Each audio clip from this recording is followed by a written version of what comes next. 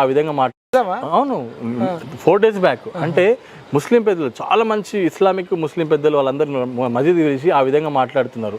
నేను ఈరోజు ఒకటే చెప్తున్నా, ఈ కొంతమంది రాజకీయ నాయకులు ఈ అసదుద్దీన్ ఓవైసీ లాంటి వాళ్ళు చిచ్చులు పెట్టి రాజకీయంగా మనల్ని దూరం చేయడానికి ప్రయత్నం చేస్తారు. కానీ తెలంగాణలో ఉన్న సంస్కారం ఏంటంటే కాకా చిచ్చా మామ అనుకునేటువంటి ముస్లిం హిందువుల మధ్యలో ఒక మంచి సంబంధం ఉంది.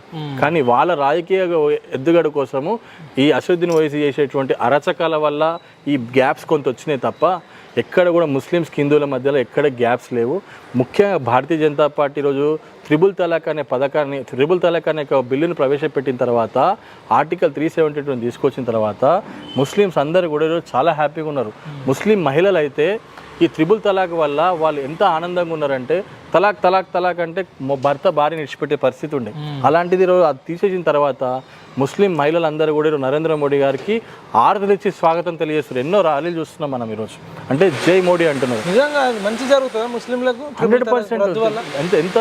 ఎంత ఇప్పుడు ఒక భర్త భార్యని విడిచిపెట్టాలంటే తలాక్ అని 3 సార్లు అంటే భర్తను భార్యని విడిచిపెట్టే పరిస్థితి వాళ్ళ దాంట్లో ఉండే.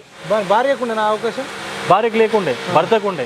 కానీ ఇప్పుడు అది రద్దు చేసినంటే ఆ భార్య కుటుంబాన్ని కాపాడుకునే పరిస్థితి దొరికింది కదా. అందుకే లేడీస్ అందరూ కూడా ఈరోజు నరేంద్ర మోడీ వారి వైపు ఉన్నారు. ముస్లిం పెద్దలు కూడా చాలా మంచి నిర్ణయం తీసుకున్నాడు, మంచి ఆలోచన చేస్తున్నాడు నరేంద్ర మోడీ గారు. తప్పకుండా ముస్లిం యొక్క ఇక్కడ ఆయనకు ఒకటే భారతదేశంలో ఉండే ముస్లింలే కానీ క్రిస్టియన్సే కానీ మరి ఎవరైనా కానీ ఈ భారతదేశంలో ఉండాలని అనుకునేవాడు. వందే మాతరం పాడాలి, భారత్ మాతాకి జై అనాలి అని చేస్తే మాత్రం నాకు ముస్లిం పెద్ద ఎవరు లేరు. ఇది నా దేశం అని ప్రేమించేవాడిని, నేను తప్పకుండా వాడిని గుండెలో పెట్టుకున్న అనే వ్యక్తి ఈ నరేంద్ర మోడీ గారు అని చెప్పి తెలియజేస్తాను. ఓకే.